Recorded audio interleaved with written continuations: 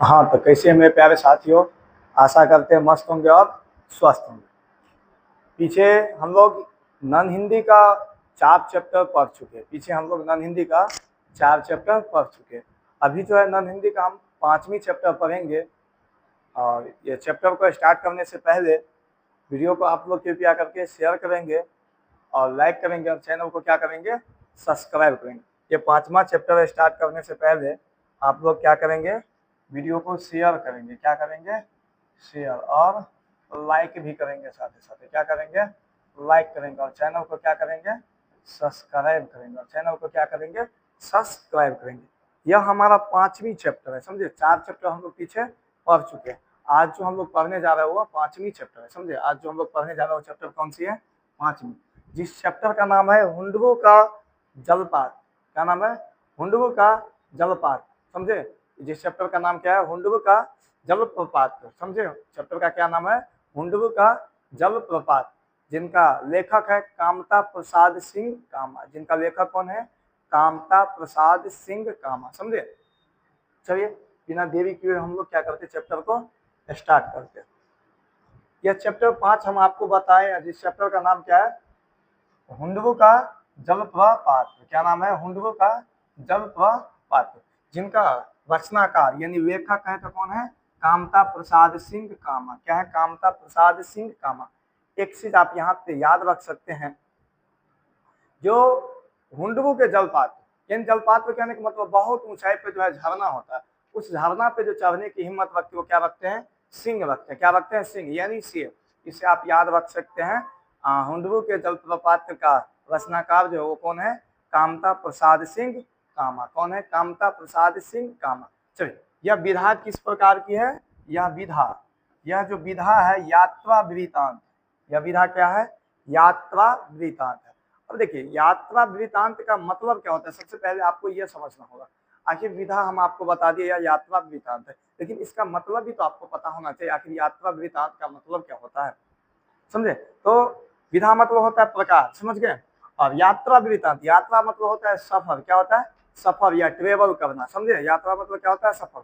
और वृतांत कहने का मतलब ये हुआ, यात्रा वृतांत कहने का मतलब ये हुआ, यात्रा के दौरान यानी सफर के दौरान हमने जो अपने नजर से, जो हम अपने आंख से देखे, उसे एक कहानी के रूप में लिख दिए, उसे हम लोग क्या कहते हैं? यात्रा वृतांत कहते हैं। यानी हम लोग यात्रा के दौरान जो हम देखे, जो समझे, जो सुने, उसे हम क्या किए? लिख दिए। उसी को हम लोग क्या कहते हैं? यात्रा वृतांत कहते हैं, समझ गए।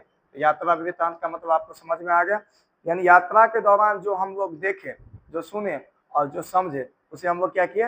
एक कहानी के रूप में लिख दिए। उसी को क्या कहते हैं? यात्रा वृतांत। यात्रा मतलब क्या होता है? सफर।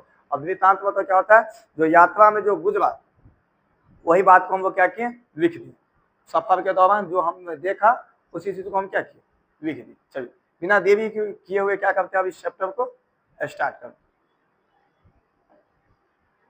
चलिए, सम्मान्यता यानी ये किताब की सबसे ऊपर में जो लिखा रहता है हम लोग पहले उसको देखते हैं। चलिए, कहता है यात्रा वृतांतों के में पारंपरिक रूप से महत्वपूर्ण धार्मिक और सांस्कृतिक स्थानों का वर्णन किया गया। कहता है इस यात्रा के दौरान, यात्रा वृतांत मतलब क्या हुआ?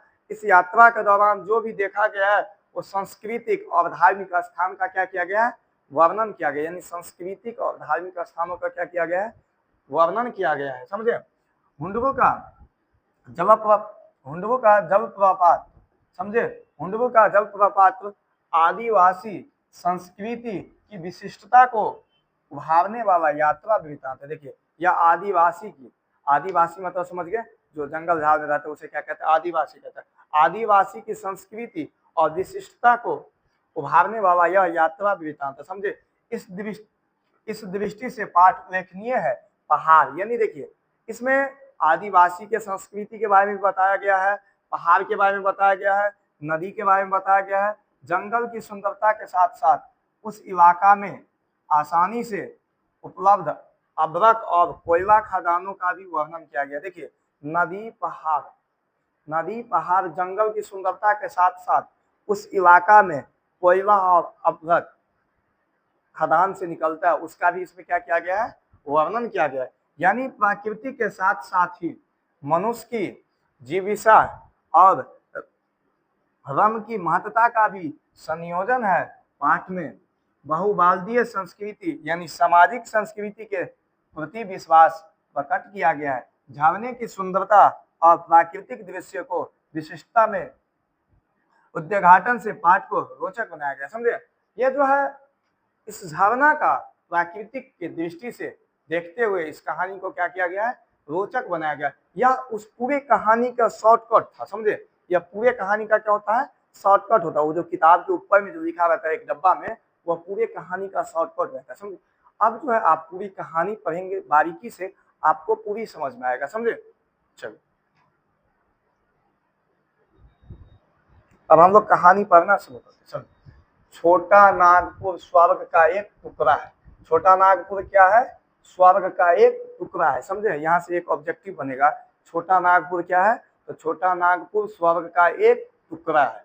छोटा नागपुर क्या है, स्वर्ग का एक टुकड़ा है। समझ गए। जमीन में हरियाली, आकाश में नीलिमा। जमीन में हरियाली, समझे, जमीन में क्या है, हरियाली, यानी धरती पे क्या है, हरियाली, और आकाश कैसा है, नीला है। समझे, छोटा नागपुर क्या है, स्वर्ग का एक टुकड़ा है जहां जमीन में हरियाली और आकाश में क्या है, नीलिमा, यानी जमीन जो है, धरती जो है वो हरा भरा है और आकाश क्या है, नीला है। समझे, पग पग पर पहाड़ों को देखकर धरती भी उबड़ खाबड़ और ऊंची हो गई। समझे, देखिए, पग पग पर पहाड़ों को देखकर धरती भी उबड़ खाबड़ हो गई। समझ गए। तीव्र धारा और गंदले पानी के साथ नदियां बखलाती बह रही है। देखिए, तीव्र धारा और गंदले पानी के साथ नदियां बखलाते हुए क्या हो रही है, बह रही है। समझे, जिन्होंने मैदानों की छाती चीरी है और पर्वतों का अंत फोड़ा है। समझे, देखिए, नदी की, जिन्होंने मैदानों की छाती चीरी है, यानी मैदान का क्या किया, छाती चीर करके, और पर्वतों का अंतर फोड़ा है। झड़ी झुमटो पेड़ पौधे और लता गुल्मों के साथ जंगल अपनी जगह पर आबाद है। समझ गए। जिन्होंने जंगली जानवरों को कम व्यय पड़ा, बेहतरीन सड़कों जिन्हें बनाने में ठेकेदारों का कम तरदूत और विभाग को कम व्यय पड़ा, सांप की तरह भागी जा रही, और उन्हीं के साथ कुछ सवारी पर कुछ पैदल मुसाफिर भी दुर्भाग्यवती से चले जा रहे हैं। अब देखिए, यहाँ पे तरदूत कहने का मतलब होता है कम मेहनत से, कम मेहनत से, और विभाग को भी क्या हुआ, कुछ आदमी पैदल जा रहे हैं और कुछ आदमी सवारी से जा रहे हैं और कुछ आदमी मुसाफिर जो है वैसे जा रहे हैं। समझ गए, कुछ मुसाफिर जो है पैदल जा रहे हैं और कुछ मुसाफिर जो है अपना सवारी से जा रहे हैं। समझ गए। धरती पर आदिवासियों का नृत्य हो रहा है। नृत्य मतलब क्या होता है, नाटक होता है, नाच होता है। नृत्य मतलब क्या होता है, नाच होता है। धरती पर क्या हो रहा है, आदिवासी का नृत्य हो रहा है। और जब नृत्य होता होगा तो वहां पे गाना भी होगा, यानी जहाँ पे नाच होगा तो गाना की भी तो हो सकता है, बिना गाना का नाच हो नहीं सकता। समझ गए। और आसमान में बादल आंख मिचौनी खेल रहे हैं, यानी आसमान में जो बादल है वो क्या खेल रहे हैं, आंख मिचौनी खेल रहे हैं। जन जन के कंठ से मादक गीतों की सृष्टि हो रही है। समझे, यानी आदिवासी जो है धरती पे नृत्य कर रहा है तो गाना भी तो बजेगा। समझ गए। तो क्या हो रहा है, जन जन के कंठ से मादक गीतों की सृष्टि हो रही है, जिनसे पहाड़ और मैदान गूंजे रहे, जिनसे पहाड़ और मैदान क्या हो रहे हैं, गूंज रहे हैं। जंगली जानवर की आवाज के साथ जंगल का कोना कोना बोल रहा है। देखिए, जंगल में जो है आप जाइएगा और जंगल में देखिएगा कहीं कोई रहेगा दूर दूर तक, और वहां पे यदि आप थोड़ा सा आवाज करेंगे तो आवाज पूरा गूंजता है। वहां पे आवाज क्या होता है, गूंजता है। वही में यहाँ पे हो रहा है, जंगली जानवरों की आवाज के साथ साथ जंगल का कोना कोना गूंज रहा है। जंगल का जो है ना हर एक कोना से आवाज आ रहा है। समझे, जंगल का जो है हर एक कोना से क्या आ रहा है, आवाज आ रहा है। समझ गए। विचित्र विचित्र पक्षियों की चीखन से पेड़ों का शाखा गुलजार है, यानी विचित्र आवाज में। पता है जब जंगल पूरा सुनसान रहता है, वहां पे अजीब गजीब लीला था। जैसे कि जंगल था, बहुत भयंकर जंगल है, और वहां पे कहीं कोई नहीं है, वहां पे पक्षी का आवाज, कोई आदमी का आवाज, वो एकदम गूंजता है। वो क्या होता है, एकदम गूंजता है। वहां का आवाज जो है ना आपको अजीबो गरीबो सुनाई देगा। समझे। सुंदर जलवायु, मनहर वातावरण, हवा धीरे धीरे डोलती है। देखिए एकदम सुंदर वहां का जलवायु है, मनहार वातावरण। मनहार क्या है? वातावरण। वहां का वातावरण भी क्या है? शांत है। हवा धीरे धीरे डोलती है, हवा भी एकदम धीरे धीरे चल रहा है, समझे। तो अपने साथ फूलों की सुरभि बिखेरती चलती है, बादल धीरे धीरे बरसते हैं, यानी बादल भी धीरे धीरे बरस रहे हैं, समझ गए। तो उसने स्वस्थ शरीर और सुंदर स्वास्थ्य का वरदान मिलता है। तो उसने स्वस्थ शरीर का और सुंदर स्वास्थ्य का वरदान मिलता है, समझे। नदियां कलकल छल छल स्वर में बहती है। नदी जब बहती है तो वहां पे देखते हैं आवाज कुछ अजब आता है, समझ गए। जैसे कि देखते हुइएगा बरसात का मौसम में जब बाढ़ सब आता है तो क्या कहते हैं, रोड सड़क सब टूट जाता है, वहां से जब जाता है तो कितना आनंद आता है पानी को देखने में। वहां पे आवाज क्या होता है, कुछ सुई सुई का आवाज आते हैं, समझ गए। तो वही नदियां कलकल छल छल स्वर में बहती है तो किनारे पर के रहने वाले को अमृत बांटते जाती है। और जब नदी बहता है उसके किनारा पर जो आदमी खड़ा रहता है उसे आनंद आता है, वही कहता है उसमें वो अमृत बांटते चलती है, समझ गए। झरने सत सत झरझर कर आंखों की तरी तथा नमी कल्पना को सुंदर सुराख चित्र का स्वच्छता और पवित्रता प्रदान करके हुआ। पहाड़ जो है इससे झरने जो है सत सत झरकर, झरना जो है सत सत झरकर आंखों को तरी नमी कल्पना को सुंदर सुराख चित्र को स्वच्छ और पवित्रता प्रदान करते हैं। और स्वच्छता को क्या करते हैं? पवित्रता प्रदान करते। झरना झरझर के, समझे। अब देखिए, खानों में कोयला और अदरक, जंगल में तरह तरह की लकड़ियां, फूल फुनगियां पर नाचती तितलियां। देखिए खान में कोयला और अदरक, खान में कोयला और अदरक, समझ गए। जंगल में तरह तरह के लकड़ियां, फूल फुनगिया पर नाचती तितलियां, फल भर से झुक जा रहे पेड़, शोभा संपन्न अवर्णीय घटिया, सुषमा की दर्शनीय नदियां। देखिए फल से जो है ना, फल के वजन से पेड़ भी क्या हो जाता है? झुक जाता है। फल के वजन से क्या हो जाता है? पेड़ भी झुक जाता है, समझ गए। शोभा संपन्न अवर्णीय घटिया, सुषमा की दर्शनीय नदियां, यहाँ पे हो जाएगा हरित मन वाले, क्या हो जाएगा? हरित मन वाले मनमोहक मैदान पर, मन पर जादू जैसा असर करने वाले पर्वत, मस्त निवासी इनके सबके साथ, यह छोटा नागपुर है, समझे। वहां पे जो जाता है ना तो आदमी को मन मोह लेता है। वहां मैदान ऐसा ऐसा है, तो छोटा नागपुर में मैदान ऐसा ऐसा है जो आदमी का मन को मोह लेता है, समझे। वहां के ऐसा हरियाली है ना, मैदान सबका ऐसा हरियाली है जो वहां पे जब आदमी जाता है तो उसका क्या कर लेता है? मन को मोह लेता है, समझ गए। चलिए, जैसे जादू के जैसा असर कर देता है, ठीक है। जादू के जैसा असर करने वाला पर्वत, मस्त निवासी इन सबके साथ, क्या है? यह छोटा नागपुर है। एक और पृथ्वी अपने कोष को उगल रही है तो वह कोयला बनकर लोगों के घरों में सोना ला रहा है। यानी एक और पृथ्वी जो उगल रही है तो कोयला बनकर लोगों के घर में क्या जा रहा है? सोना जा रहा है। यानी एक और पृथ्वी उगल रही है तो कोयला बनकर क्या जा रहा है? लोगों के घर में सोना जा रहा है, समझ गए। और एक और पृथ्वी अपनी चमक चमक का प्रदर्शन कर रही है तो वह अबरक बनकर दुनिया का श्रृंगार करे। देखिए, एक और पृथ्वी कोयला उगल रही है तो लोग के घरों में क्या जा रहा है? सोना जा रहे हैं। और एक और अपनी चमक का प्रदर्शन कर रहे हैं तो अबरक बनकर लोगों का क्या कर रहे हैं?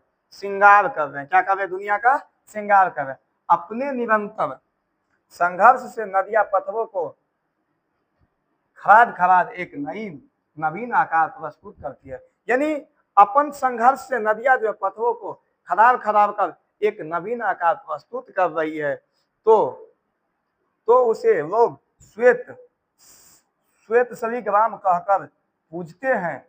पत्थर से करुणा की धारा झर रही है जिसे लोग झरना कहकर विस्मित भाव से देख रहे हैं। यानी उस पत्थर से पानी आ रहा है, लोग और उसे झरना कहकर पुकार रहे हैं, समझ गए। लोग उसे झरना कहकर क्या कर रहे हैं? प्रस्तुत कर रहे हैं। यानी आदमी कह रहा है वो झरना, उस पत्थर से पानी आ रहा है तो आदमी क्या कर रहा है? सब झरना है, समझे। इस छोटा नागपुर में कई दर्शनीय झरने हैं, यानी यह जो छोटा नागपुर है यहाँ पे कई दर्शनीय यानी कई देखने वाला जो है झरना है, समझ गए। तो आप उसमें हुंडू का झरना निराला है। वह छोटा नागपुर में बहुत सारा झरना है, लेकिन यह हुंडू का जो झरना है ना वह कुछ अलग है, सबसे अलग है। मैं जब भी रांची गया हूँ हुंडू देखने जरूर जाता हूँ। लेखक कहते हैं जो मैं जब भी रांची जाता हूँ तो हुंडू देखने जरूर जाता हूँ, समझ गए। लेखक क्या कहते हैं, मैं जब भी जाता हूँ ना तो हुंडू देखने जरूर जाता हूँ। यह झरना है जिसने मेरे मन प्राण पर जादू किया है, यानी यह झरना है कि क्या है जो मेरे मन पे ही क्या कर दिया है, जादू कर दिया। मेरे मन पे क्या कर दिया है, जादू कर दिया, समझ गए। यह झरना है जिसकी स्मृति भूलती नहीं। यह झरना है जिसके बारे में लिखते हुए मैं आध्यात्म हूँ। कहते हैं यह झरना ऐसा है जिसकी स्मृति के बारे में हम लोग कभी जो है भूले नहीं जाते, यानी जिसके याद हमें भूला नहीं जाता। ये झरना है या क्या है, इसके याद हमें भूला नहीं जाता है, और इसके बारे में हम लिखने में कभी घबराते नहीं है, यानी कभी आघात नहीं होता। आघात करने का होता क्या होता है, इसके बारे में कभी हम निसंकोच नहीं करते और लिख देते, समझ गए। रांची से, यहाँ पे याद रखिएगा, यहाँ पर ऑब्जेक्टिव आएगा, रांची से पुलियावादी क्या है, रांची से पुलियावादी सड़क पर 14 मील दूर जाने पर, कितना मील दूर जाने पर, 14 मील। पुलियावादी क्या है, रांची से पुलियावादी सड़क पर 14 मील दूर जाने पर के बाद एक सड़क मिलती है जिसे हुंडरू पहुंचते हैं। देखिए रांची से पुलियावादी सड़क पर 14 मील जाने के बाद एक सड़क मिलती है जो कहाँ पहुंचता है, हुंडरू पर पहुंचता है। पुलिया रोड से उसकी दूरी 13 मील है। पुलिया रोड से कितना है, 13, और पुलियावादी से कितना है, 14। इन दोनों को जोड़ देंगे तो कितना हो जाएगा, 27। यदि आपसे पूछेगा रांची से हुंडरू का कितना दूर है, रांची से हुंडरू कितना दूर है, क्या कहेंगे, 27। लेकिन कहेगा पुलिया सड़क से कितना मील दूर आगे जाने पर, तो 14 मील। उसके बाद पुलिया रोड से उसकी दूरी कितनी है, तो 13 मील। यूं रांची से हुंडरू 27 मील दूर है। रांची से हुंडरू कितना दूर है, 27 मील, समझ गए। महात्मा गांधी ने कहा कि साध्य की पवित्रता एवं महत्व तभी है जब उसका साधन भी महान हो। देखिए साधन का महत्व तभी है, महात्मा गांधी ने कहे जो साध्य की पवित्रता एवं महत्वता तब है जब उसका साधन भी क्या हो, महान हो। यानी साधन का पवित्रता और महानता तब देखी जाती है जब उसका क्या हो, साधन भी क्या होना चाहिए, महान होना चाहिए, समझे। महान मंजिल पर पहुंचने के लिए मार्ग भी महान होना चाहिए। वह आपकी मंजिल महान है। यदि आप टॉपर बनना चाहते हैं उसका रास्ता आसान नहीं होगा, समझे। यदि आप टॉपर बनना चाहते हैं तो उसका रास्ता क्या है, आसान नहीं है। आपको उस पर चलना होगा, संघर्ष करना होगा, समझ गए। उसी तरह से इसमें कहते हैं महान मंजिल के लिए उसका रास्ता भी क्या होना चाहिए, महान होना चाहिए। कौन बताए हैं, महात्मा गांधी ने बताए हैं। जो महान मंजिल पर पहुंचने के लिए रास्ता भी उनका क्या होता है, महान होता है, तभी जाके उसमें मजा आता है, समझ गए। तो महान मंजिल पर पहुंचने के लिए मार्ग भी महान होना चाहिए। जैसे हुंडरू का झरना वैसा उसका मार्ग, यानी हुंडरू का झरना जिस प्रकार था उसका रास्ता भी कुछ उसी प्रकार था, और महान मंजिल पर पहुंचने के लिए उसका रास्ता भी महान होना चाहिए। नहीं तो महान मंजिल पे पहुंचने के लिए रास्ता जो आसान रहता ना तो सब पहुंच जाता, सब अपने आप में कामयाब होता और कोई बेरोजगार नहीं मिलता आपको, समझ गए। रांची से चलने वाला मुसाफिर को झरना पहुंचने तक ऐसे ऐसे सुंदर मैदान मिलते हैं कि वह थोड़ी देर ठहर कर टहलने की इच्छा होती है। यानी जब रांची से आदमी चलता था मुसाफिर झरना की ओर, झरना देखने के लिए, उसको रास्ता में ऐसा ऐसा सुंदर सुंदर मैदान मिलता था ना जो उसे लगता था हम इस मैदान में घूमे फिरे टहले, समझे। यानी ऐसा ऐसा मैदान मिलता था देखने के लिए जो उसे लगता था हम घूमे फिरे एकदम इस मैदान में, समझ गए। ऐसे जंगल दिखाई देने पर, ऐसे जंगल दिखलाई पड़ते हैं जिनकी विश्विका से शायद बाघ को भी डर लगता। देखिए ऐसे ऐसा विशाल जंगल दिखता था, यहाँ विश्विका का मतलब क्या होता है, तो विशाल, ऐसा ऐसा विशाल जंगल दिखता था जो बाघ भी देखेगा ना तो उसको भी डर लग जाएगा, ऐसा ऐसा रास्ता में जंगल था, समझ गया। और बीच बीच में पहाड़ पर झड़ी भी है, यानी बीच बीच में पहाड़ पर झड़ी भी है, मतलब समझे पहाड़ पे देखते हुए छोटा छोटा गाछ सब जो उग जाता है ना, वही झड़ी पाती, उसी को झड़ी कहते, समझ गए।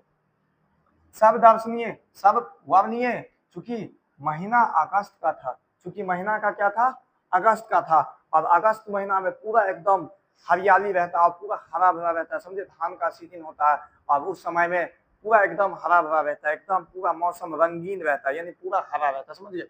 इसलिए धान की क्यारी की भी न्यारी हरियाली थी, यानी इसलिए अगस्त का मौसम था, अगस्त का महीना था, इसलिए धान की क्यारी भी क्या थी, न्यारी थी, समझ गए। धान की क्यारी भी कितनी न्यारी थी और हरियाली थी।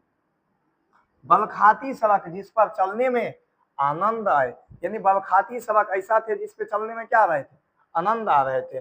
पथरीली जमीन एवं पत्थर की छाती चीरकर बहने वाली पतली नदी जिसके देखने में आनंद आए, यानी पथरीली जमीन एवं पत्थर की छाती चीरकर बहने वाली पतली नदी भी क्या होती है पुकारे, जिसे देखने में क्या आता है, आनंद आता है, समझ गए। पेड़ों पर चहकती चिड़िया जिनकी चहक सुनने में आनंद है, बाबू पेड़ पे जब तितलियां चहकती है तो वो भी सुनने में क्या आता है, आनंद आ रहा है, समझ गए। कुछ इस हिसाब से जब सुना सपाटा रहता है उस समय जो है जब तितली चहकता है तो वो भी सुनने में क्या आता है, आनंद आता है। सब मिलकर आनंद को कई गुना बढ़ा रहे हैं, यानी सब आदमी मिलकर वो आनंद को क्या कर रहा है, कई गुना बढ़ा रहा है, समझ गए। तितली हो गया, तितली चिहक रहा है पेड़ पर बैठ के, उधर एकदम मैदान से हरा भरा है, सब मिलके क्या होगा, वो जो आनंद था वो कई गुना, आनंद क्या हुआ मतलब खुशी, वो जो खुशी था वो कितना गुना बढ़ गया, समझ गए। हवा यूं डोल रही थी जैसे सलाह देकर डोल रही हो, यानी हवा कुछ इस हिसाब से बह रहा था जैसे कोई आपको क्या दे रहा है, सलाह दे रहा है, जैसे आपको कोई क्या दे रहा है, सलाह दे रहा है, समझ गए। छोटा नागपुर के निवासी सादगी के अवतार है और गरीबी की मूर्ति। देखिए छोटा नागपुर के जो निवासी थे वो किसका अवतार है, निवासी जो है सादगी के अवतार है, किसके अवतार है, सादगी के अवतार। यहाँ से एक ऑब्जेक्टिव आएगा, छोटा नागपुर के जो निवासी थे वो क्या थे, सादगी के अवतार थे, क्या थे, सादगी के अवतार थे। जिनकी रहन सहन में 100% कला बसती है, जिनके रहन सहन में क्या बसते हैं, 100% कला बसते हैं, कहाँ के, छोटा नागपुर के जो आदमी है सादगी का अवतार है, जिसके रहन सहन में क्या बसते हैं, कला का बसते हैं, समझे।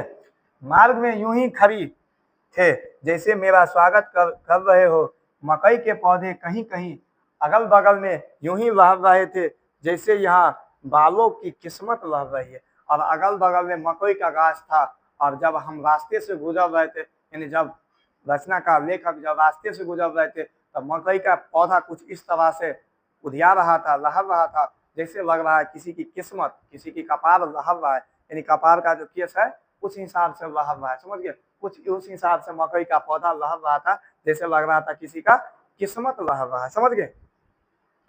अब इस प्रकार मार्ग प्रदर्शन का आनंद लेते हुए हम हुंडवू के पास पहुंच गए। इसी प्रकार रास्ते का आनंद लेते हुए हम लोग कहाँ पहुंच गए, हुंडवू के पास पहुंच गए। अब मन ही मन उसे क्या किए, प्रणाम किए, और मन ही मन क्या किए, उसे हम प्रणाम किए। कौन प्रणाम किए, लेखक प्रणाम किए। कौन प्रणाम किए, लेखक। एक बार मन ही मन मैंने झरने को प्रणाम किया, हम एक बार क्या किए, मन ही मन झरने को क्या किए, प्रणाम किए। चलिए, पहाड़ पर पानी की यह अजीब लीला जिसका मुकाबला न राम लीला करे न रास लीला। पहाड़ पर ये इस तरह का कुछ अजीब गजीब लीला था जिसका मुकाबला न राम लीला कर सकता नहीं रास लीला कर सकता, समझ गए। पानी का इस प्रकार उछलना कूदना, धूम मचाना, और उसकी वह आवाज, यहाँ पे क्या हो जाएगा, वह आवाज जैसे 10-5 हाथी एक बार चहका रहे हो, जैसे 5 ट्रेन का इंजन एक साथ आवाज कर रहे हैं, जैसे एक साथ 5-7 हवाई जहाज चक्कर काट रहे हैं, जैसे कई सहस्त्र नाग एक साथ फन फैलाकर फुफकार रहे। देखिए पानी का कुछ इस प्रकार उछलना कूदना और धूम मचाना, उसकी आवाज ऐसे लग रहा था, यानी पानी का आवाज कुछ इस तरह से लग रहा था, पानी का उछल कूद का आवाज कुछ इस तरह से लग रहा था जैसे 5-10 हाथी एक साथ आवाज कर रहा है, जैसे 5-10 हाथी एक साथ क्या कर रहे हैं, चिंघार रहे हैं, जैसे 5-10 हाथी एक साथ चिंघार रहे हैं, जैसे 5-10 ट्रेन एक साथ, ट्रेन का इंजन एक साथ चल रहा है, जैसे 5-10 हवाई जहाज एक साथ चक्कर काट रही है एक ही जगह, जैसे लग रहा है 5-10 सांप एक ही जगह फुफकार काट रहा है। इस तरह से उस पानी का कुछ दृश्य था, समझ गए। पहुंचने के साथ यात्री के कानों में ऐसी ही आवाज पड़ती थी। यानी जब वहां पे पहुंचता था तो यात्री को क्या सुनाई देता था, कुछ इसी तरह का आवाज सुनाई देता था, जैसे 5-10 ट्रेन का इंजन एक ही साथ स्टार्ट है, 5-10 हवाई जहाज एक ही जगह चक्कर काट रही है, 5-10 सांप एक ही जगह फुफकार काट रहा है, समझ गए, 10 हाथी 5 हाथी एक ही जगह किकिया रहा है, ऐसा कुछ आवाज सुनाई देता था, समझे। अब भाई, और जब झरना देखने लगा वातावरण की पवित्रता ऐसी की मालूम होता है मानो हम देवलोक के समीप पहुंच गए। हम लोग कहाँ पहुंच गए, देवलोक के समीप, ऑब्जेक्टिव आएगा। यानी झरना देखने जब लगता था तो वातावरण की पवित्रता ऐसी थी जैसे मानो कि हम लोग कहाँ पहुंच गए, देवलोक पहुंच गए। कहाँ पहुंच गए, देवलोक। यहाँ से ऑब्जेक्टिव आएगा, समझ गए। हाँ क्या यह, हाँ क्या है, हाँ क्या है यह युग युग से पानी का आघात है, पत्थर की बर्दाश्त है, और यूं एक प्रकार से यह पत्थर की क्षमता प्रदर्शन है। समझ गए, सदियों से यह पानी दे रहा है, यह पत्थर सदियों से पानी दे रहा है और कभी नहीं घबराया है, समझ गए। अब इंसान थोड़ा आपको मदद कर देगा, तुरंत आपको बता देगा। बताइए, यह पत्थर की बर्दाश्तता है और क्यों प्रकार यह पत्थर की क्षमता का प्रदर्शन हो रहा है। यानी यह पत्थर का क्या हो रहा है, क्षमता का प्रदर्शन हो रहा है। पर एक पत्थर ऐसा भी है जिसकी छाती को चीरकर पानी निकलता है। यानी एक पत्थर ऐसा भी है जो पानी दे रहा है और एक पत्थर ऐसा भी है जिसका छाती चीरकर यह पास हो रहा है, समझ गए। यूं एक प्रकार से यह जल की क्षमता का प्रदर्शन है। समझिए, तो यह एक प्रकार का क्या है, पानी की क्षमता का प्रदर्शन है जिसके सामने पत्थर भी मात है। यानी इस जल का क्षमता का इस प्रकार प्रदर्शन है कि जिसके सामने पत्थर भी क्या है, मात है। पत्थर का भी कोई इसके सामने औकात नहीं है, समझ गए।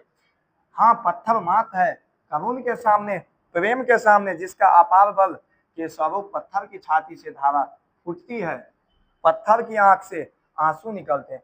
पत्थर की आंख से क्या निकलते हैं, आंसू। और यह पत्थर का कलेजा पिघल जाता है। यानी वो पत्थर से जो पानी निकलता है, झरना से जो पानी निकलता है, उस पत्थर का कलेजा पिघलता है, समझे। वो पत्थर का क्या पिघलता है, कलेजा। लेकिन हम लोग कहते हैं यह है, और हम लोग उसे आनंदित रूप से झरना को देखते हैं, लेकिन वो पत्थर का क्या पिघल रहा है, कलेजा पिघल रहा है, समझ गए। पत्थर का क्या पिघल रहा है, कलेजा पिघल रहा है, समझ गए। और आंख से आंसू निकलते हैं। धारा जो फूटती है उसे क्या होती है बाबू, आंख से आंसू निकलती है। स्वरूप पत्थर की छाती से धारा फूटती है तो पत्थर की आंख से आंसू निकलते हैं और पत्थर का कलेजा पिघलता है, समझ गए। पत्थर का क्या पिघलता है, कलेजा। पहाड़ पर नदी का यह खेल है, यह नदी है स्वर्ण रेखा। यह नदी कौन सी है, स्वर्ण रेखा। याद रखिएगा, यह नदी कौन सी है, स्वर्ण रेखा, जिसके उद्गम स्थान से, उद्गम मतलब वहां से स्टार्ट है, जहां से स्टार्ट है, शुरू है। उद्गम स्थान कहने का मतलब जहां से शुरू है। स्वर्ण रेखा नदी जहां से क्या है, शुरू है। स्वर्ण रेखा जिसके उद्गम स्थान से, यानी जहां से वह स्टार्ट है, शुरू है, समझ गए। उद्गम स्थान का मतलब क्या हुआ, जहां से शुरू है। तो स्वर्ण रेखा जिसके उद्गम स्थान से 50 मील आगे पहुंचकर झोनों का यह झरना है। ढूंढबू का क्या है, झरना है। उद्गम स्थान से कितना मील हटके, 50 मील। याद रखिएगा, स्वर्ण रेखा से उद्गम स्थान, स्वर्ण रेखा से उद्गम स्थान कितने मील दूर है, 50 मील। यानी स्वर्ण रेखा जहां से स्टार्ट है, उद्गम स्थान मतलब जहां से स्टार्ट है, कितने मील दूर है जोड़ो, ढूंढबू, तो 50 मील। कितने मील दूर है, तो 50 मील। स्वर्ण रेखा से कितने दूर है, स्वर्ण रेखा नदी कितने दूर है, स्वर्ण रेखा नदी से हुंडबू कितने दूर है, तो 50 मील। याद रखिएगा, कितना, 50 मील, समझे।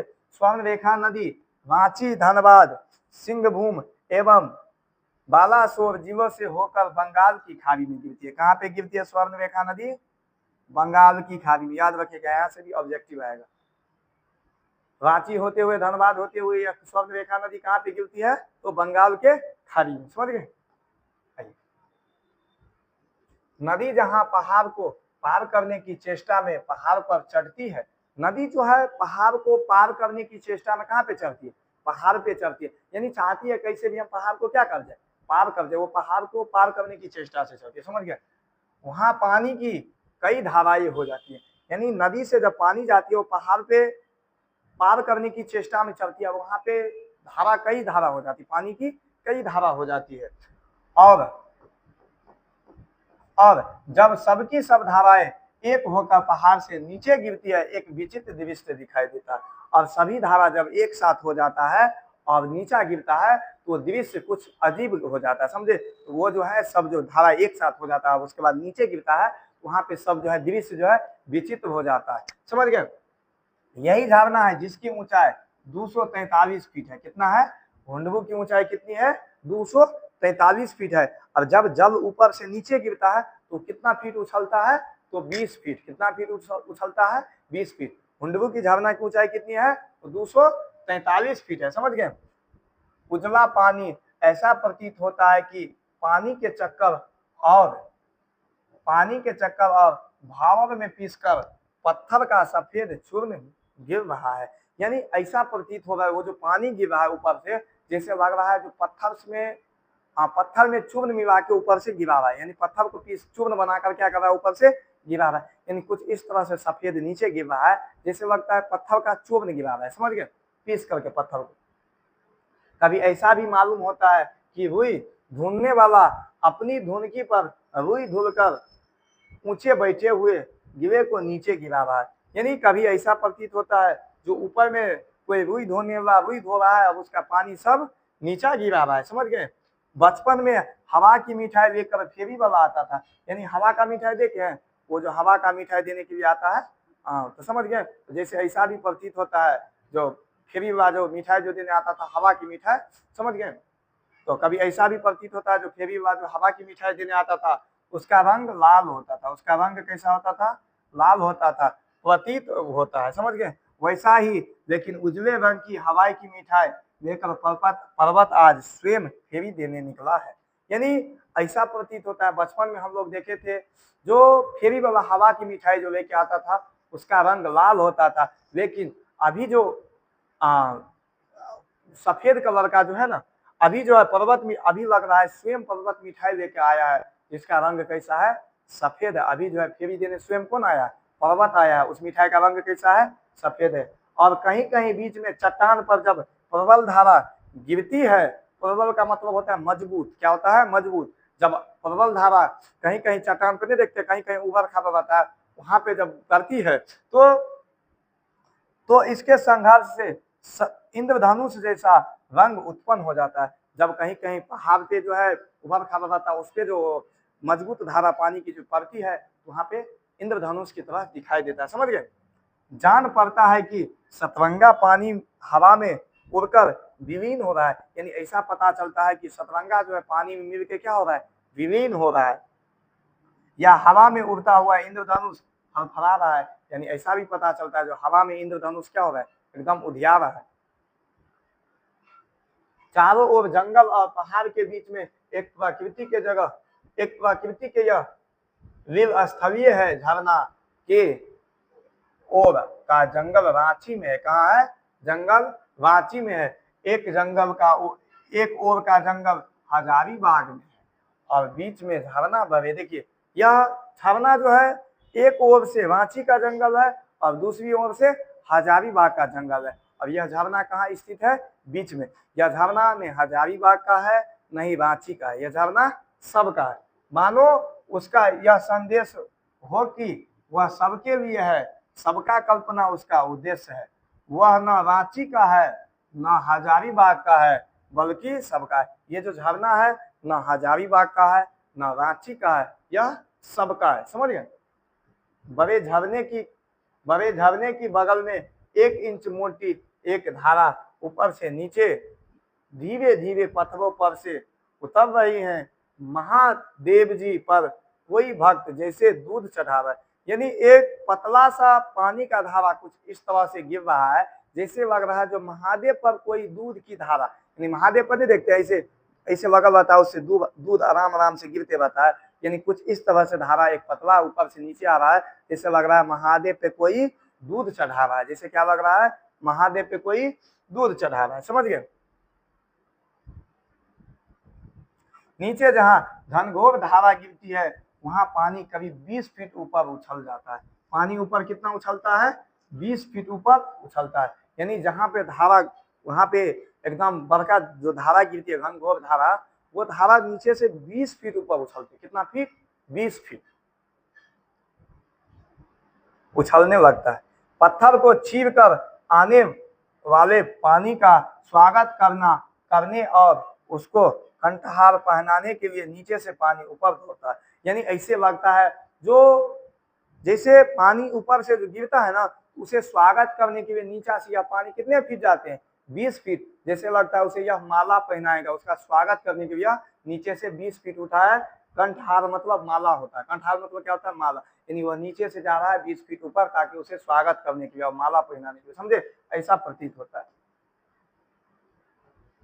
आइए, मेरे मित्र कहते हैं कि शिवजी की बारात शायद इसी राह से गुजरी है। यानी मित्र किसके कहते हैं, लेखक के मित्र कहते हैं कि जैसे लगता है महादेव का बारात कोई इसी रास्ते गए हैं। यानी महादेव मतलब भोला बाबा का जो शादी हुआ है, तो लगता है बारात कहीं इसी रास्ता से गया हुआ है, इसीलिए इतना अच्छा दृश्य है। उसका स्वागत करने के लिए पर्वत ने इस गुलवासा का प्रबंध किया था। वही गुलवासा स्वार्थ होकर अभी भी झरना कह रहा है। यानी उस गुलवासा को क्या कर रहा है, वो स्वागत करने के लिए महादेव का खड़ा था, लग रहा है अभी वही गुलवासा है जो झरना बनकर बह रहा है, समझ गए। स्वयं झरने से भी ज्यादा खूबसूरत मालूम होता है। स्वयं क्या होता है, झरना से भी ज्यादा खूबसूरत मालूम होता है। झरने के आगे की घाटी का दृश्य पहाड़ों के बीच एक पतली सी बहती है। यानी झरने की आगे की जो घाटी है का दृश्य जो है ना, पहाड़ के बीच एक पतली सी बहती जाती है, समझे। जैसे थर्मामीटर में एक पतला पारा आगे भी एक पहाड़ मालूम होता है। यानी जिस तरह से थर्मा में एक पतला धारा, थर्मामीटर में रहता है एक पतला पारा, उसी तरह से यहाँ पे धारा एक पतली बहती, समझ गए। ज्ञात होता है पहाड़ नदी को ललकार रहा है। यानी ऐसा पता चल रहा है जो पहाड़ किसको ललकार रहा है, नदी को। यहाँ से तुम किसी प्रकार पार मेरे आगे जा सको तो जाओ। कहता है पहाड़ नदी को ललकार रहा है, यहाँ से तुम किसी प्रकार पार हो सकता है तो पार हो। कौन ललकार रहा है, पहाड़ किसको, नदी को, जो तुम यहाँ से पार हो सकता है तो पार होके हमें दिखाओ तो जाओ। यहाँ पर नहीं यूं दिखाई देती जैसे नदी के इर्द गिर्द पत्थरों का अंबार है। यानी कुछ इस तरह से दिखाई देता है जैसे नदी के इर्द गिर्द पत्थर का क्या है, अंबार है। बहुत सारा पत्थर क्या हो गया, जमा हो गया, लगातार उस पर झड़ी उगाई गई हो। प्राकृतिक परमात्मा ने अपने हाथ से यह सब किया होगा, अन्यथा मनुष्य जाति में इतनी सामर्थ्य सैकड़ों वर्षों में भी मानव के प्रयत्नों से शोभा इस विशाल वैभव सृष्टि कठिन है। यानी कहता है इतना अच्छा दृश्य लगता है प्रभु, यानी लगता है भगवान प्राकृतिक अपने हाथों से किया होगा। मनुष्य की इतनी औकात कहाँ जो इतना सामर्थ्य और इतना सुंदर सब कुछ बना सके। पहाड़ के ऊपर एक पतली सी पगडंडी नीचे गई है और उसके सहारे हम भी कई बार नीचे गए। नीचे जाकर हम अनिमेष कुछ देर तक इस शोभा से अपनी आंखों का प्यास बुझाते हुए। यानी पहाड़ से कुछ पहाड़ से कुछ पगडंडी लटका हुआ था, नहीं देखते हैं जैसे बरगद का पेड़ देखेंगे, क्या कहते हैं, पीपल का पेड़ देखेंगे, उस समय पुंजी लटका हुआ था, समझ गए। उसी तरह से उस पहाड़ पे भी पगडंडी लटका हुआ था, जिसे पकड़ के लेखक भी कई बार ऊपर गए और कई बार नीचे आए और उसे देख देख के अपना प्यास बुझाए, उसे देख देख के क्या किया, अपना प्यास बुझाए, समझ गए। यह शोभा, यह छटा और यह दृश्य, यह इतना बड़ा प्रपात जहां 243 फीट से पानी नीचे गिरता है। कितने फीट से पानी नीचे गिरता है, 243 फीट से। बीच बीच में चट्टान की वजह से हुंडरों की शोभा बिखर जाती है। यानी बीच बीच में जो चट्टान है जिसके कारण पानी की शोभा क्या होती है, बिखर जाती है। पानी कुछ पीलापन लिए हुए है और यूं ही सरसराता हरहराता गिरता है। यानी पानी बीच कुछ पीलापन लिए हुए हैं और कुछ सरसराता हरहराता क्या होता है, नीचे गिर जाता है, समझ गए। कि कुछ भयंकर मालूम पड़ता है, यानी इस तरह से सरसराता हरहराता हुआ नीचे आता है, जैसे मालूम पड़ता है कि कुछ भयंकर हुआ है। जोन्हे में यहाँ पानी गिरता है बिल्कुल सफेद है। पानी जो गिरता है वो बिल्कुल क्या है, सफेद है। और यह भयंकर भी उसमें नहीं है, वह माधुर्य और कोमलता से ओतप्रोत जान पड़ता है। यानी कुछ हार्ड भी नहीं लगता है, मधुर और कोमलता से यह ओतप्रोत है। समझ गए। यहाँ का पानी संघर्ष के साथ साथ चट्टान पर गिरता हुआ मानो आग की सृष्टि करता हुआ, जिसका धुआं बार बार ऊपर उड़ता उड़ता उड़ता रहा है। यानी पानी कुछ इस तरह से गिरता है जैसे लगता है जो ऊपर आग नहीं लगता है तो धुआं ऊपर जाता है, तो कुछ उस तरह से पानी आता था। अब उस पे जब सूर्य की प्रकाश की किरण पड़ता था तो जैसे लगता है धुआं उड़ रहा है, जैसे क्या हो रहा है, धुआं उड़ रहा है। समझ गए। अब हुंडुओं का पानी कहीं सांप की तरह चक्कर काट रहा है, कहीं हिरन की तरह छलांग भरता है और कहीं बाघ की तरह गरजता हुआ नीचे गिरता है। हुंडुओं का जो पानी था वो कहीं सांप की तरह चक्कर काटता था, तो कहीं हिरन की तरह छलांग लगाता था, तो कहीं बाघ की तरह गरजता हुआ नीचे गिरता था। सारा पानी एक जगह सिमट कर जहां नीचे गिरता था उस जगह इसका रूप बहुत विशाल और भयंकर हो जाता था। यानी कुछ इस तरह से पानी गिरता था जैसे लगता था हिरन छलांग लगा रहा है, बाघ गरज रहा है, कुछ इस हिसाब से पानी गिरता था। और यह सब पानी जो समेट कर जिस जगह पे गिरता था उस जगह पे एकदम विशाल और भयंकर लगता था। क्या लगता था, विशाल और भयंकर। उस जगह पर हाथी भी जाए तो धारा के साथ कहाँ चले जाए, यानी जहाँ पे सब पानी गिरता था उस जगह पे हाथी भी जाएगा ना तो हाथी दहा के कहाँ चले जाएगा, इसका कोई था पता नहीं। समझ गए। इसका पता मिलना मुश्किल है। इसके धीरे धीरे मंथर गति से इसका पानी नदी के रूप में, जिसको देखने के लिए दिन रात दर्शनीय का तांता लगा रहता है। यानी इस पानी को देखने के लिए दिन रात देखने वाला आदमी का क्या लगा रहता है, तांता लगा रहता है। समझ गए। चलो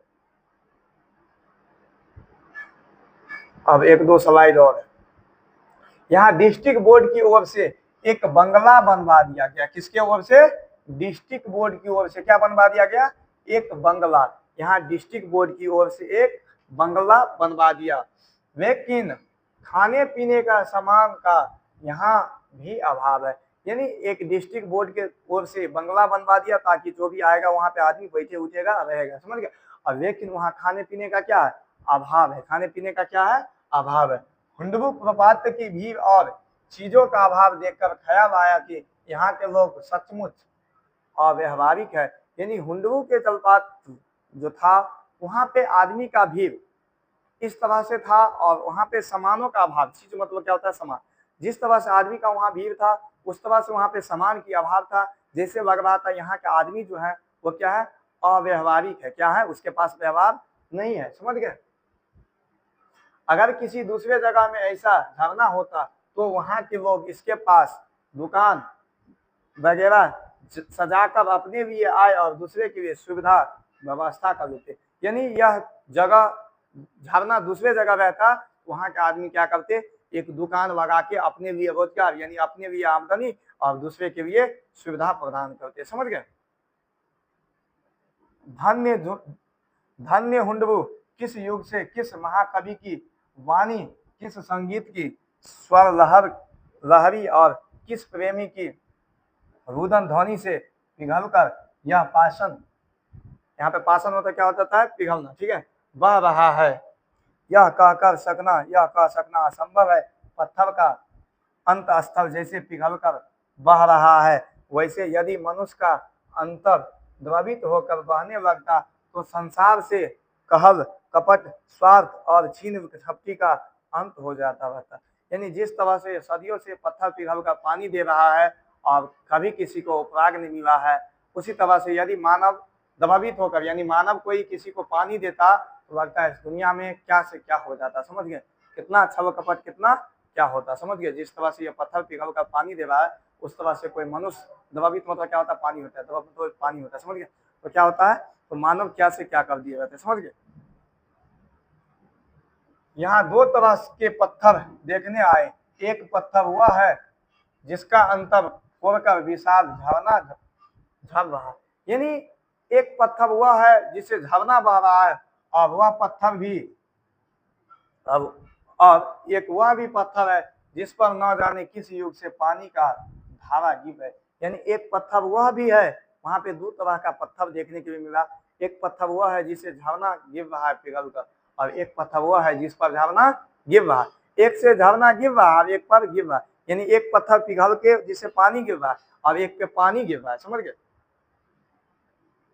पर वह जरा भी विचलित नहीं होता, यानी जिस पे पानी भी गिर रहा है वह भी विचलित नहीं होता है, समझ गए।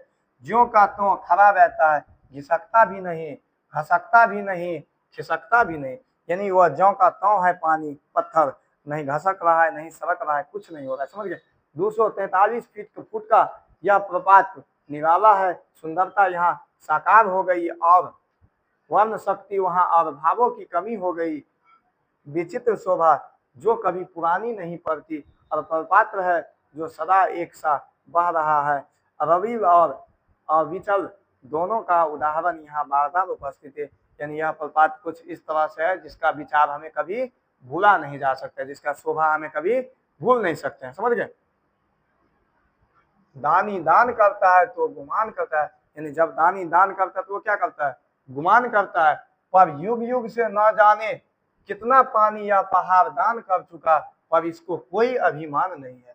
यानी दानी जब दान करता है तो वो गुमान करता है, लेकिन सदियों से यह पत्थर या झरना कितना पानी दान किया होगा, लेकिन पर फिर भी इसे गुमान नहीं है, अभिमान नहीं है। अंधे आवाज सुनवे तो प्रवाह का अंदाज लगा लेते हैं, जब अंधा आवाज सुन लेते हैं तो प्रवाह का क्या लगा लेते हैं, अंदाज लगा ले। और बहरे जब प्रवाह देख ले तो आवाज का अंदाज लगा लेता है, बहरा जब आवाज सुन लेता है तो आवाज का अंदाज लगा लेता है, देख लेता है, तो समझ गए। सुंदर गंभीरता के वे प्रसिद्ध है, तो यह हुंडू अपनी चपलता के चलते मशहूर है। हुंडू जो है अपनी चपलता के चलते क्या है, मशहूर है और प्रसिद्ध है। और समुद्र गंभीरता के चलते क्या है, प्रसिद्ध है। और यहाँ पे जाके यह चैप्टर क्या होता है, खत्म होता है, समझ गए। नहीं नहीं, एक स्लाइड और रह गया मुझे, बस लास्ट स्लाइड है, समझ गए। यहाँ पे हो जाएगा किन्वंती, किन्वंती यह है, यहाँ पे एक ऑब्जेक्टिव बनेगा। किन्वंती क्या है, किन्वंती यह है कि इस हुंडबु से कितना मील दूर है, किन्वंती इस हुंडबु से कितना दूर है, 7 मील। किन्वंती कितना दूर है, 7 मील दूर है, समझ गए। पर कुछ लोगों ने एक प्रपात देखा है, कुछ लोगों ने क्या देखा, एक प्रपात देखा है जो इससे कई गुना बाद बड़ा है, यानी इससे कई गुना क्या है, बड़ा है। इसके बाद एक और प्रपात है जो इससे भी बड़ा है, समझ गए। पर वहां जाने का रास्ता इतना बिहर घनघोर और भयंकर है कि जंगल के उस भाग में पहुंच सकना दुर्वास है, क्या है, दुश्वार है, समझ गए, क्या है, दुश्वार है। यानी जंगल कुछ इस तरह से विशाल और भयंकर है जो उस झरना के पास पहुंचना क्या है, दुश्वार है, जिसे वह प्रपात भी जनता के सामने आ सके। यानी वहां पे सरकार को भी रास्ता बना देना चाहिए ताकि वह भी जलपात्र जो है, वह भी जल प्रपात जो है जनता के सामने आ सके, लेकिन सरकार रास्ता बनाता नहीं है। जो भी हो रहा है, जो भी हो, हुंडबु दर्शनीय है, इसकी याद भूलने की नहीं। कितने दिन गुजर गए लेकिन पानी आंख के सामने उसी प्रकार उछल कूद मचा रहा है। देखिए कितना दिन हमको हुंडबु का जलपात्र देखना हो गया, लेकिन पानी कुछ उसी तरह से हमारे आंखों के सामने में, और इसी प्रकार से यह चैप्टर क्या हो जाता है, खत्म हो जाता है। और कुछ इसमें प्रश्न है जो पार्ट से है, 3 गो पार्ट से है, जो हम आपको बता देते हैं। जो पार्ट से है 3 वो हम बता देते हैं, बाद में कि आप देख लेंगे, और एक सारांश बता देते हैं। देखिए लघु उत्तरीय प्रश्न है, यह पार्ट से है, समझ गए, ये क्या है, पार्ट से है। चलिए, जैसे हुंडबु का झरना वैसे उसका मार्ग, इस कथन का व्याख्या कीजिए। क्या कहता है, जैसे हुंडबु का झरना है वैसा उसका मार्ग है, इस कथन को क्या कीजिए, व्याख्या कीजिए, व्याख्या कीजिए। लिख देंगे, हुंडबु का झरना रांची से 27 मील दूर है, कितना मील दूर है, 27 मील दूर, तथा स्वर्ण रेखा के उद्गम स्थान से 50 मील दूर आगे है। यानी उद्गम स्थान यानी स्वर्ण रेखा जहां से स्टार्ट है उसे कितना दूर है हुंडबु, 50 मील। हुंडबु का झरना अत्यंत आकर्षक है, हुंडबु का झरना क्या है, अत्यंत आकर्षक है, मनमोहर एवं आनंददायक है। ठीक इसी प्रकार इस झरने तक जाने का मार्ग भी आकर्षक, मनोहर एवं आनंददायक है। यानी जिस प्रकार से हुंडबु का झरना मनमोहक है और आनंददायक है, उसी प्रकार यहाँ पे जाने के लिए इसका रास्ता भी उसी प्रकार मनमोहक और आनंददायक है, समझ गए। मार्ग में बिहार जंगल है, यानी बहुत विशाल जंगल है, जिसमें हिंसक जीवों की आवाज के साथ साथ विविधि पक्षियों की मधुर आवाज सुनाई पड़ती है। विविधि मतलब अलग अलग होता है, विविधि मतलब क्या होता है, अलग अलग, समझ गए। यानी हिंसक जीवों के साथ साथ विविधि पक्षियों की मधुर आवाज हमें सुनाई पड़ती है, समझ गए। खेतों की हरियाली मार्ग की रौनक को और बाढ़ देती है। झरने एवं मार्ग दोनों की सुंदरता को देखते हुए लेखक ने कहा कि जैसा हुंडरू वैसा उसका मार्ग, समझ गए। ये लिख देंगे आप। अब भाई कहता है हुंडरू का झरना कैसे बना, तो कहेंगे स्वर्ण रेखा नदी पहाड़ को पार करने के लिए उनके भागों को विभक्त हो जाती है। यानी स्वर्ण रेखा नदी जो है उनसे पार करने के लिए क्या होती है, विभक्त हो जाती है और कई धाराएं हो जाती है। जब ये सारी धाराएं एक साथ पहाड़ के नीचे गिरती है तो वह झरना बनता है। इसी की ऊंचाई 243 फीट है। झरना की प्रबल धारा जहां गिरती है वहां पानी का सतरंगा इंद्रधनुष प्रतीत होता है, समझ गए। यानी स्वर्ण रेखा नदी की जो सब पानी जो है सब क्या होता है, उस पहाड़ को पार करने के लिए चलती है तो सब धारा एक साथ हो जाती है और जब नीचा गिरता है तो क्या होता है, सभी धारा बहुत मजबूत धारा हो जाती है। वैसे ही क्या हुआ, हुंडरू का बना है। आइए, स्वयं झरने से भी ज्यादा खूबसूरत मालूम होता है झरने से आगे का दृश्य। उस दृश्य की सुंदरता का वर्णन अपने शब्दों में कीजिए, तो कर देंगे। झरने के आगे का दृश्य आकर्षक एवं सुहावना है। पहाड़ों के बीच एक पतली सी नदी बहती है जो देखने में थर्मामीटर के पारा जैसा प्रतीत होता है। जिसके आगे एक पहाड़ है, इसके इर्द गिर्द पत्थरों का अंबार लगा हुआ है तथा उस पर झाड़ियां उगी है। चारों ओर सुंदरता ही सुंदरता दिखाई पड़ती है। यहाँ दृश्य का ऐसे लगता है जैसे प्राकृतिक ने इसे अपने हाथों से बनाया हो। इन दृश्य को देखने ही लेखक कहता है कि झरना से ज्यादा खूबसूरत आगे का दृश्य, यानी झरना से आगे क्या है, आगे का दृश्य देखने में खूबसूरत है, समझ गए। अब ये अभी क्या है, पाठ से अब ये आप देख लेंगे, समझ गए।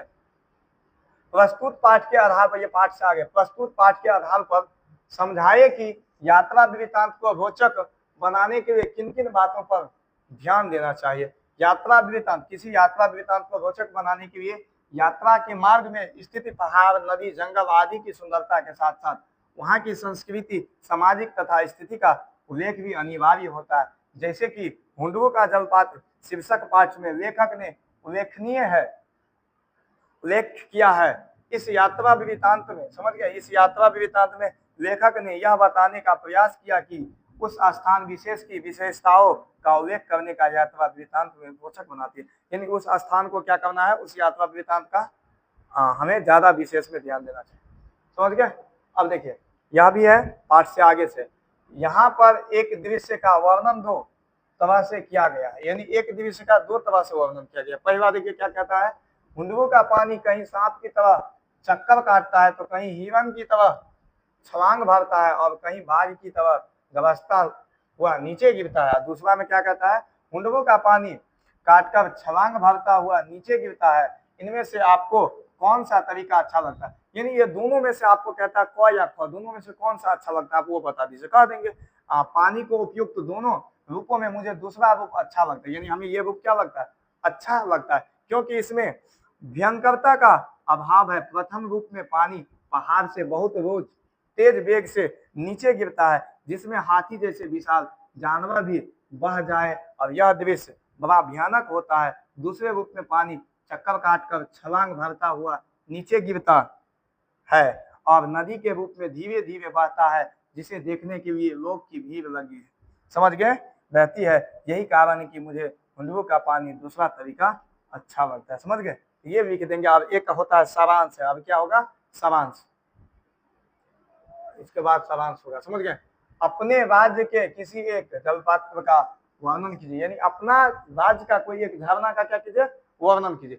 तो जलप्रपात वहां होता है जहां पहाड़ होता है। जलप्रपात कहाँ होता है, जहां पहाड़ होता है, क्योंकि पानी पहाड़ से गिरता ही जलपात्र का रूप धारण करते हैं। पानी जब पहाड़ से गिरता है तो क्या बन जाता है, जलप्रपात का रूप धारण कर लेता है, समझे। हमारे राज्य की भूमि समतल है, यानी हमारा राज्य का भूमि क्या है, समतल। समतल मतलब क्या होता है, प्लेन।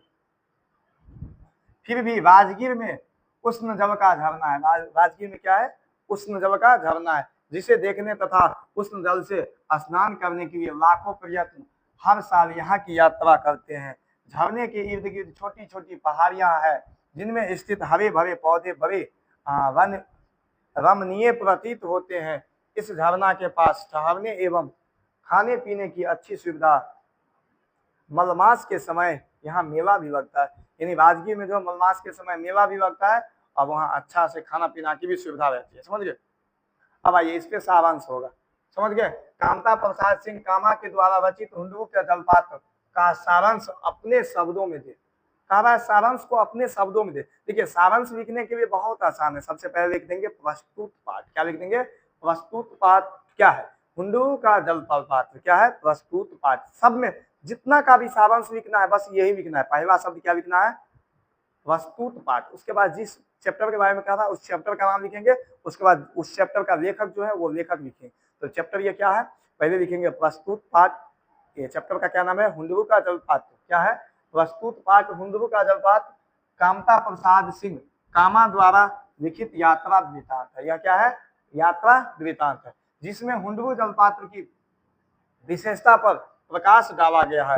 यद्यपि यात्रा वृत्तांत में पारंपरिक रूप से महत्वपूर्ण धार्मिक एवं संस्कृति स्थानों का वर्णन किया जाता है, लेकिन इस पाठ में पहाड़, नदी, जंगल की सुंदरता के साथ साथ ही उस क्षेत्रों में आसानी से उपलब्ध अभ्रक और कोयला खदानों का भी वर्णन किया गया है। हुंडरू का जलपात्र रांची से 27 मील दूर पुलिया वाली सड़क पर स्थित है।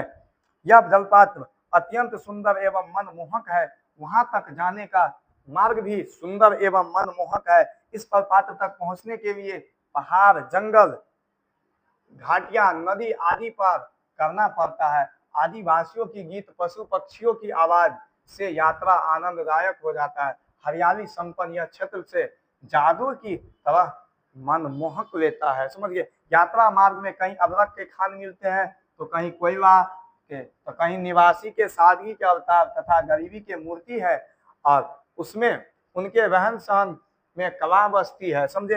हुंडरू का जलपात्र स्थान अत्यंत रमणीय है। 243 फीट ऊंचा जगह से गिरता यह प्रपात पहाड़ों को चीरता पत्थर पर जिस समय गिरता है उसका स्वरूप अत्यंत आकर्षक दिखाई देता है। गिरता हुआ पानी बाबर से पीसकर कभी सफेद पत्थर के चूर्ण जैसा तो कभी धुनी रुई के फाहे जैसा प्रतीत होता है।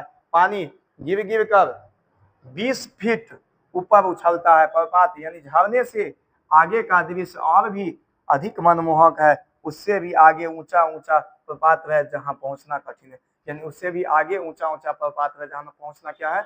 कठिन है। वहां के लिए रास्ते नहीं। अब देखिए, झरने से भी ज्यादा घाटी का दृश्य आकर्षक है। पहाड़ों के बीच पतली सी नदी बहती है। उसके इर्द गिर्द पत्थरों के अंबार पर झड़ी उगी हुई है।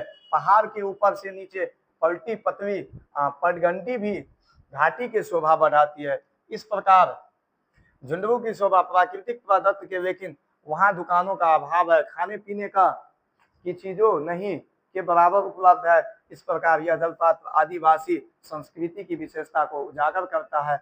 इस यात्रा वृत्तांत में पहाड़, नदी, जंगल की सुंदरता के साथ साथ अभ्रक और कोयला खदानों का उल्लेखनीय है। अब यहाँ पे जाके यह चैप्टर खत्म होता है। कुछ ऑब्जेक्टिव हम देख लेते हैं। बहुत बड़ा वीडियो हो गया। चलिए, हुंडरू का जलपात्र साहित्य की कौन सी विधा है बताइए? तो क्या है? यह यात्रा वृत्तांत है। अब कहता है हुंडरू का जलपात्र के लेखक कौन है? तो कौन है? कामता प्रसाद सिंह कामा। क्या है? कामता प्रसाद सिंह कामा। चलिए, उसके बाद क्या? हुंडरू का जलपात्र रांची से कितने दूर है? तो रांची से आपको हम बताए थे कितने दूर हुंडरू जलपात्र रांची से कितने दूर है? तो 27 मील दूर है। कितने दूर मील है? 27 मील। अब आता है पुलिया रोड से हुंडरू की दूरी कितनी है? तो 13 मील। कितनी है? 13 मील। पुलिया वादी बताएंगे वो 14 होगा। हुंडरू का पानी डॉट डॉट डॉट की तरह चक्कर काटती है तो चूहा, बिल्ली, कभी नेवाला तो सांप की तरह। अब कहता है यहाँ पे हो जाएगा किन्वंती किन्वंदंती के अनुसार हुंडरू से कितने मील दूर से पर कुछ लोगों ने हुंडरू से भी कई गुना बड़े प्रपात्र देखा है। तो कितने दूर? तो 7 मील। कितने दूर? तो 7 मील। समझ गए? रांची से पुलिया वाली सड़क पर कितने भी मील जाने के बाद हुंडरू पहुंचने वाला सड़क मिलती है? तो 14 मील। कितने मील? तो 14 मील बाद क्या होता है, उसके रास्ता मिलता है। हुंडबु की शोभा कैसे बनी? हुंडबु की शोभा कैसे बनी? प्राकृतिक द्वारा, घाटी और नदियों द्वारा, वहां के निवासियों द्वारा, सरकार द्वारा। तो प्राकृतिक द्वारा। जैसे हुंडबु का झरना वैसा उसका मार्ग। किसने कहा था? लेखक ने। लेखक के दोस्तों ने, सहभागी ने कहा से? तो लेखक ने कहा था। कौन कहा था? लेखक ने। हुंडबु का जलप्रपात को में किस संस्कृति का वर्णन किया गया? आदिवासी संस्कृति का, सिख संस्कृति का, मुस्लिम संस्कृति का, ईसाई का? तो आदिवासी संस्कृति का। किसका किया था? आदिवासी संस्कृति का। कहता है स्वर्णरेखा नदी के उद्गम स्थान से कितना मील आगे आकर हुंडबु का झरना है? तो 50 मील आगे आकर। कितना मील? 50 मील। कहता है छोटा नागपुर लेखक की दृश्य में क्या है? नर्क है, जंगल है, स्वर्ग का टुकड़ा है कि वियावन है? तो स्वर्ग का क्या है? यह टुकड़ा है। कहता है हुंडबु का जलप्रपात के पास किसने बंगाल बनवा दिया था? जिला बोर्ड ने, वहां के राजा ने, प्रधानमंत्री ने, मुख्यमंत्री ने? कहता है हुंडबु जलप्रपात के पास किसने बंगला बनवाया था? तो क्या बताए थे? डिस्ट्रिक्ट मजिस्ट्रेट यानी जिला बोर्ड ने। कौन बनवाया था? जिला बोर्ड ने। डिस्ट्रिक्ट बोर्ड ने बनवाया था। समझ गए? यानी जिला है, डिस्ट्रिक्ट है, एक ही बात। हुंडबु का जलप्रपात डॉट डॉट डॉट संस्कृति के विशिष्टता, यहाँ पे क्या हो जाएगा? विशिष्टता। विशिष्टता को उभारने वाला यात्रा वृत्तांत है आदिवासी, बहुमिलीय, सामाजिक और इनमें से कोई नहीं। यहाँ पे क्या हो जाएगा? आदिवासी का। किसका हो जाएगा? आदिवासी का। अब हुंडबु का जलपात्र के साथ साथ किसके सुंदरता का वर्णन किया है? पहाड़ का, नदी का, जंगल का कि सभी का? तो इसमें सभी का। पहाड़ का भी है, नदी का भी है, जंगल का भी है और सभी का। इसमें सभी मार दिए। स्वर्णरेखा नदी कहाँ गिरती है? तो हिंद महासागर में, अरब महासागर में, बंगाल की खाड़ी में, गंगा नदी में? तो बंगाल की खाड़ी में। कहाँ पे गिरती है? बंगाल की खाड़ी में। लेखक को हुंडबु जलप्रपात के वातावरण की सुंदरता ऐसे मालूम होता मानो हम डॉट डॉट डॉट के समीप पहुंच गए। भूगलोक, देवलोक, इंद्रलोक, स्वर्गलोक। तो देवलोक। कहाँ पहुंच गए हम मानो? तो देवलोक पहुंच गए। अब कहते हैं साध्य की पवित्रता एवं महत्व तभी होती है तब उसका साधन भी महान हो। महान मंजिल को पहुंचने की व्यवस्था भी महान हो। कौन बताए थे? विवेकानंद, सरस्वती ने, दयानंद ने, रविंद्रनाथ टैगोर ने, क्या है, रविंद्रनाथ टैगोर ने, महात्मा गांधी ने बताया था। जैसा रास्ता वैसा उसका मार्ग। लेखक के मित्र ने गुलाब किसको माना था? झरना को, नदी को, पहाड़ को, जंगल को? किसको माना था? झरना को। किसको माना था? झरना को। छोटा नागपुर के निवासी किसके अवतार थे? सादगी के, शैतान के, गरीब के, किसी के भी नहीं। तो सादगी के अवतार थे। किसका अवतार थे? सादगी के। अब कहता है हुंडबु के जलपात्र की ऊंचाई कितनी है? 100 फीट, 243 फीट। कितना है? 243 फीट। कहता है रांची व हजारीबाग के बीच कौन सा झरना स्थित है? हुंडबु, कश्मीर, शिमला, कोई नहीं। तो हुंडबु। कौन सा? हुंडबु। बस हो गया। अब यहाँ पे जाके क्या होता है? यह चैप्टर को हम लोग खत्म करते हैं। आशा करते हैं क्लास अच्छा लगा होगा। क्लास कैसा लगा कमेंट में जरूर बताएंगे। क्लास कैसा लगा आप कमेंट करके जरूर बताएंगे। समझ गए? क्लास कैसा लगा। बाबू वीडियो को क्या कीजिएगा? शेयर कीजिएगा। वीडियो को क्या कीजिएगा? शेयर कीजिएगा और लाइक कीजिएगा और चैनल को क्या कीजिएगा? सब्सक्राइब कीजिएगा। चैनल को क्या कीजिएगा? सब्सक्राइब कीजिएगा। आज के इतना ही। जय हिंद।